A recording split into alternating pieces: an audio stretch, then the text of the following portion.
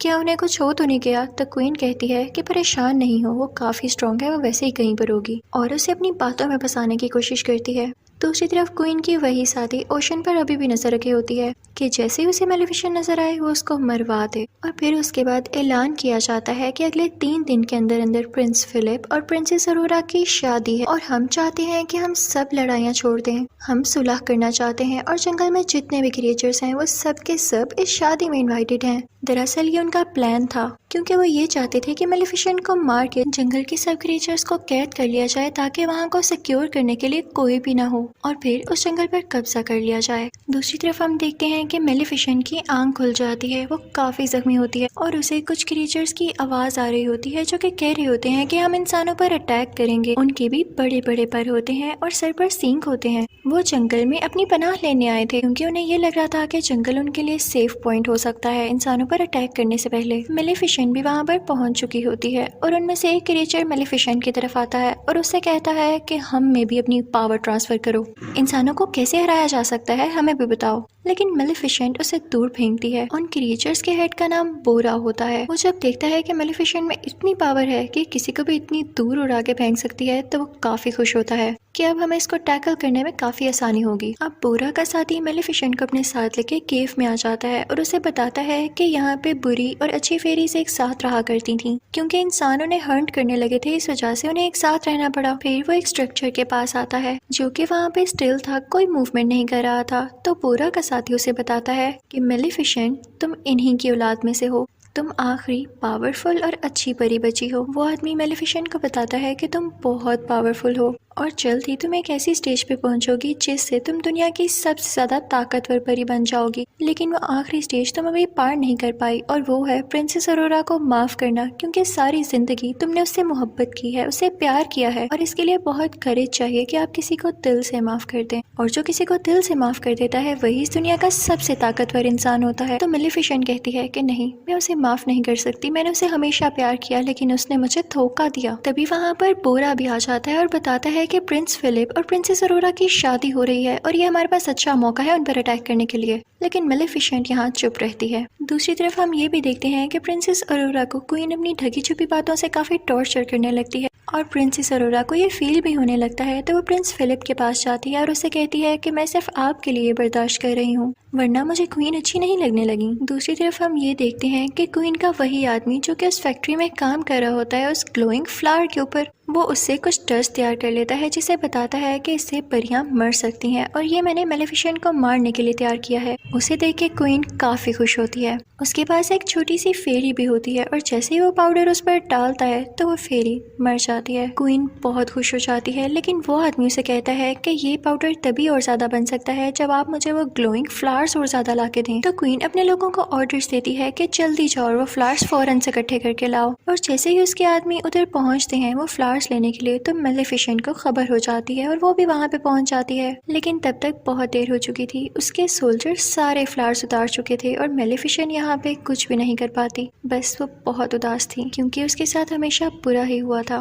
वो सोल्जर्स मेलेफिसेंट पर iron bullet से अटैक करने लगते हैं, लेकिन तभी उसके सामने बोरा का साथी आकर उसे बचा लेता है। मेलेफिसेंट भी एक शील्ड बना लेती है जिससे वो लोग प्रोटेक्टेड हो जाते हैं और बोरा बाकी सोल्जर्स पर अटैक करने लगता है। लेकिन जैसे ही मेलेफिसेंट बोरा के साथी को केव तक लाती है तो तब तक वो बेचारा मर चुका होता है। अगली सुबह हम देखते हैं कि प्रिंस फिलिप और प्रिंसेस अरोरा की शादी के इवेंट शुरू हो चुके होते हैं और जंगल की सारी क्रिएचर्स उस किंगडम की तरफ जा रही होती हैं। लेकिन जैसे ही मेलेफिसेंट का कौवा, जो कि इंसानी शक्ल में ही होता है, वो अंदर जाने लगता है तो उसे रोक लिया जाता है। फिर हम देखते हैं कि प्रिंसेस अरोरा काफी प्यारी लग रही होती है और प्रिंस फिलिप उसे एक फ्लावर देता है जो कि कोई और फ्लावर नहीं, उसी के जंगल का ग्लोइंग फ्लावर था। उसे देख के काफी हैरानी होती है कि क्वीन ने क्यों भिजवाया है मेरे लिए। वो क्वीन को ढूंढने के लिए जाती है और तभी उसे वो सीक्रेट डोर भी मिल जाता है। उसके हाथ में अभी भी वो फ्लावर था और वो जाते जाते उसे स्पिनिंग व्हील के पास पहुंच जाती है। उसे वो सारे विजन्स आने लगते हैं कि कर्स क्या था और मुझे यहाँ पर कैसे ले जाया जा रहा है। वो वहाँ पर देखती है कि 2 फेरीज भी कहते हैं वही क्रिएचर जिसे 7 महीने कैद किया था। वो उनको छुड़ाने ही लगती है लेकिन वो आदमी उसे रोक लेता है। तभी वहाँ पर क्वीन आ जाती है और वो प्रिंसेस अरोरा से कहती है कि मेरा किंगडम पहले उस जंगल के करीब हुआ करता था, लेकिन इन सब क्रिएचर्स और मेलेफिसेंट के एंसेस्टर्स ने, यानी उसके बड़ों ने मिलकर मेरे किंगडम को नुकसान पहुंचा दिया और मेरे फादर मारे गए। लेकिन जब मेरा भाई भी वहाँ सुलह करने के लिए गया तो उस जंगल के क्रिएचर्स ने मेरे भाई को भी मार दिया, और जब मैं अकेली बच गई तो मुझे किंग से शादी करना पड़ी, जो कि अब मेरा हस्बैंड है, लेकिन मैं उससे प्यार नहीं करती। तो क्वीन कहती है कि मैं तुम सबसे बदला लेकर रहूंगी। क्वीन सोल्जर्स को ऑर्डर देती है कि प्रिंसेस अरोरा को एक रूम में कैद कर दिया जाए, और ऐसा ही होता है। और फिर उन क्रिएचर्स को भी एक रूम में बंद कर दिया जाता है, और फिर उन पर वही पाउडर छिड़का जाता है जो कि उस आदमी ने तैयार किया था, जिसकी वजह से सारे क्रिएचर्स बेचारे वीक होने लगते हैं। जिस रूम में अरोरा होती है वहाँ पर उसका वेडिंग ड्रेस होता है, और वो उसे फाड़ कर काफी लंबी सी रस्सी में बदल देती है और कैसल से नीचे जाने की कोशिश करती है। लेकिन तभी वहाँ पर सोल्जर्स आते हैं और प्रिंसेस अरोरा खुद को रूम में ही बंद कर लेती है। मेलेफिसेंट का कौवा भी, जो कि इंसानी रूप में ही होता है, कैसल के अंदर आ जाता है।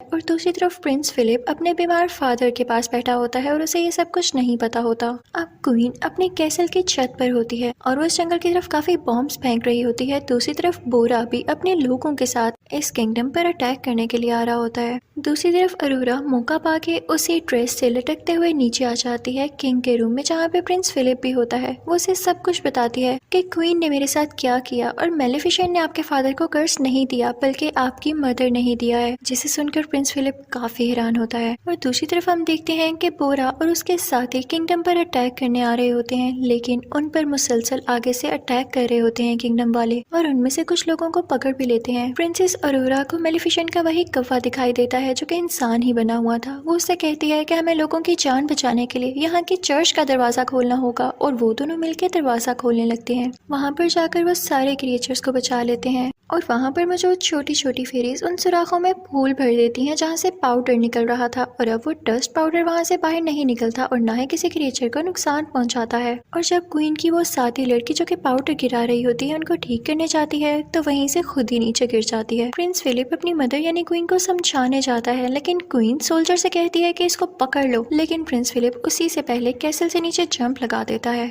वहाँ पर प्रिंसेस अरोरा और मेलेफिसेंट के कौवे को भी पकड़ लिया जाता है, लेकिन तभी वहाँ पर आती है मेलेफिसेंट और अपने कौवे को एक बड़े से बियर में तब्दील कर देती है, और वो बियर चर्च का दरवाजा खोल के सब क्रिएचर्स को आजाद कर देता है। मेलेफिसेंट बाकी लोगों पर अटैक करने लगती है और अपने लोगों को बचाने लगती है। तभी वहाँ पर बोरा भी आ जाता है और क्वीन के सोल्जर से लड़ने लगता है, लेकिन फिलिप उसे आके रोकता है और कहता है कि ये हमारे जनरल हैं, इसे कुछ मत कहना। तो बोरा वहाँ से चला जाता है। जब जनरल ये देखता है कि इसने मुझे नहीं मारा तो उसे पता चल जाता है कि असली सालिम कौन है, यानी क्वीन असली सालिम है। दूसरी तरफ मेलेफिसेंट रूफ टॉप पर आती है उसी क्वीन के पास, लेकिन प्रिंसेस अरोरा भी पास आती है मेलेफिसेंट के और उससे कहती है कि प्लीज क्वीन को मत मारे वरना सब लोग वाकई समझेंगे कि आप सालिम थी। लेकिन मेलेफिसेंट कहती है कि नहीं अरोरा, पीछे हट जाओ, मुझे तुम्हारी कोई बात नहीं सुननी। तो अरोरा रोते हुए कहती है कि मदर ऐसा ना करें, और जब मेलेफिसेंट उसके मुंह से मदर लव सुनती है तो उसका दिल काफी सॉफ्ट हो जाता है और उसके दिल में इमोशंस आने लगते हैं। और जब वो दोनों एक दूसरे को ऐसे देख रहे होते हैं तो जाहिर है क्वीन को मौका मिल जाता है उन पर अटैक करने के लिए। तो वो वही डस्ट पाउडर प्रिंसेस अरोरा की तरफ फेंकती है, लेकिन मेलेफिसेंट उसके सामने आकर प्रिंसेस अरोरा की जान बचा लेती है।